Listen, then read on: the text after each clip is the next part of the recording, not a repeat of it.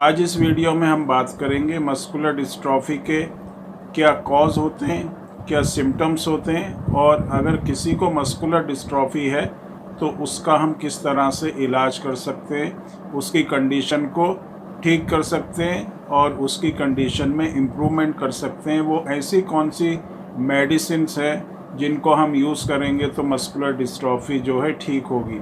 और ये जो वीडियो है आज ये बहुत ही इन्फॉर्मेटिव होने वाला है, तो इस वीडियो को आप पूरा ज़रूर देखें और चैनल को अगर सब्सक्राइब नहीं किया है तो सब्सक्राइब ज़रूर करें, लाइक और शेयर ज़रूर करें।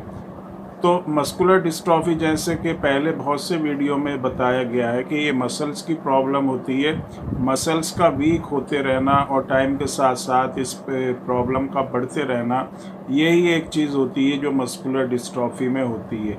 चाहे वो डीएमडी ड्यूशन मस्कुलर डिस्ट्रॉफी जो बच्चों में होता है उसमें, चाहे थोड़ी टीन एज में जो मस्कुलर डिस्ट्रॉफी होती है जिसको हम बैकर मस्कुलर डिस्ट्रॉफी कहते हैं, या उसके बाद जो आगे चलकर एज में मस्कुलर डिस्ट्रॉफी होती है जिसको हम लिम्ब गर्डल मस्कुलर डिस्ट्रॉफी कहते हैं, या कोई दूसरी भी तरह की मस्कुलर डिस्ट्रॉफी है। तो इस तरह में जितनी भी तरह की मस्कुलर डिस्ट्रॉफी होती हैं सभी में जो प्रॉब्लम होती है वो टाइम के साथ साथ बढ़ती रहती है।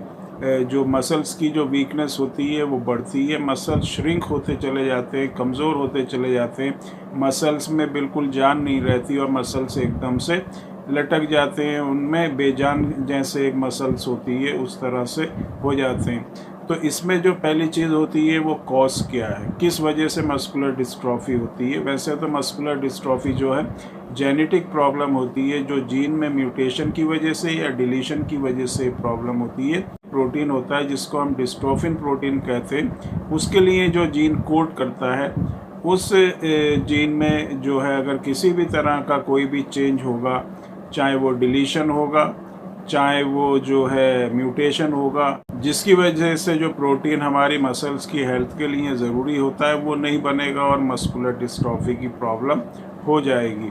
तो इस प्रोटीन का बनना जो है बॉडी के अंदर बहुत ही ज़रूरी होता है जिसको हम डिस्ट्रोफिन प्रोटीन कहते हैं। और अगर जो जीन इस प्रोटीन को बनाती है अगर वो जीन ही नहीं होगी तो ये प्रोटीन नहीं बनेगा, और जब ये प्रोटीन नहीं बनेगा तो मसल्स की ताकत जो है नहीं रहेगी और मसल्स वीक होती चली जाएंगी। तो ये तो इसका एक कॉज हो गया, जनरल कॉज मैंने बताया। दूसरी चीज़ आती है सिम्टम्स। सिम्टम्स में जो लक्षण होते हैं वो यही होते हैं कि मसल्स की कमज़ोरी, मसल्स का वीक होते चले जाना और टाइम के साथ साथ ये जो प्रॉब्लम होती है इसका बढ़ना, चाहे ड्यूशन मस्कुलर डिस्ट्रॉफी डीएमडी है या कोई भी तरह की मस्कुलर डिस्ट्रॉफी होगी।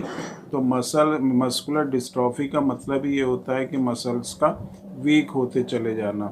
तो जो हम काम जहाँ जिस काम में हम अपने मसल्स को यूज़ करते हैं तो वो काम हम फिर नहीं कर पाएंगे। हम जितनी भी बॉडी की मूवमेंट करते हैं वो हमारी मसल्स की वजह से ही होती है। जो हड्डी होती हैं हमारी, जो बोन्स होती हैं, उसको मूवमेंट करने के लिए मसल्स की ज़रूरत होती है। और जब ये मसल्स हमारी वीक होती हैं तो हमारी बॉडी में मूवमेंट नहीं होती, हम कोई भी काम जो है नहीं कर पाते।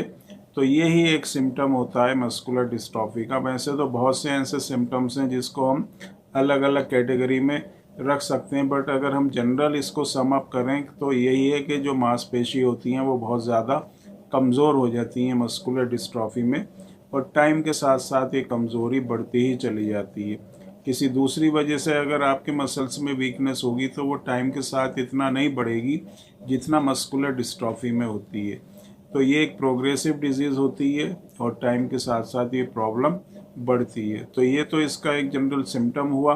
अब इसके बाद जो बहुत ही इम्पॉर्टेंट चीज़ है वो है कि हम कौन सी ऐसी मेडिसिन को यूज़ करें जिससे मस्कुलर डिस्ट्रॉफी जो है वो ठीक होगी। तो एलोपैथिक जितनी भी मेडिसिन हैं उसमें कोई भी इस तरह का अभी कोई मेडिसिन या ट्रीटमेंट नहीं है जिससे हम मस्कुलर डिस्ट्रॉफी को ठीक कर सकें या थोड़ा भी इम्प्रूवमेंट अपनी कंडीशन में हम ला सकें। ऐसी कोई भी मेडिसिन एलोपैथिक सिस्टम में अवेलेबल नहीं है।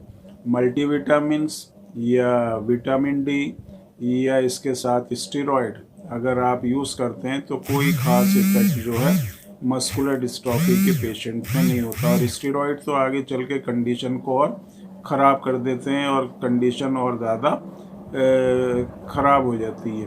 अब बात करते हैं कि होम्योपैथिक मेडिसिन में क्या कोई मेडिसिन्स हैं जिनसे हम मस्कुलर डिस्ट्रॉफी को ठीक कर सकते हैं।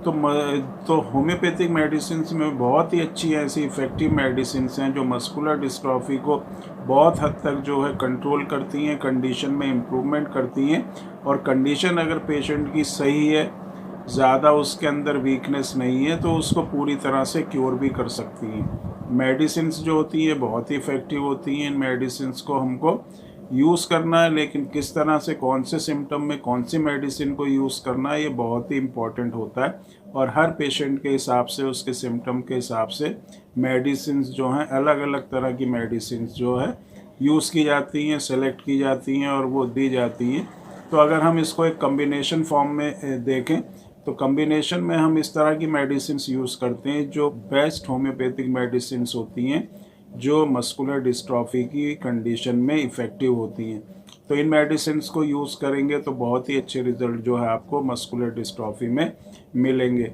और ये मेडिसिन्स इतनी इफ़ेक्टिव है कि अगर आप 1 महीने भी इन मेडिसिन्स को लेंगे तो आपको अपने अंदर इम्प्रूवमेंट दिखाई देगा। आपको पता चलेगा कि मेरे जो कंडीशन है वो उसके अंदर जो है सुधार हो रहा है, उसमें कुछ ना कुछ मसल्स में स्ट्रेंथ आ रही है।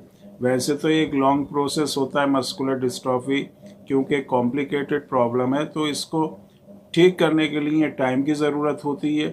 लेकिन धीरे आहिस्ता आहिस्ता जैसे जैसे आप ये मेडिसिन यूज़ करते रहेंगे, कंडीशन में इम्प्रूवमेंट होता चला जाएगा।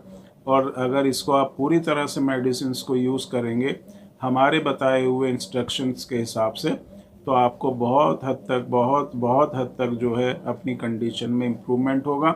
और जो आपकी मसल्स वीक हैं उसमें आपको स्ट्रेंथ महसूस होगी, और आपकी जो मसल्स हैं वो पूरी तरह से रिवाइव होंगी, रीस्टोर होंगी, और आपकी कंडीशन में जो है बहुत बेहतर होगी।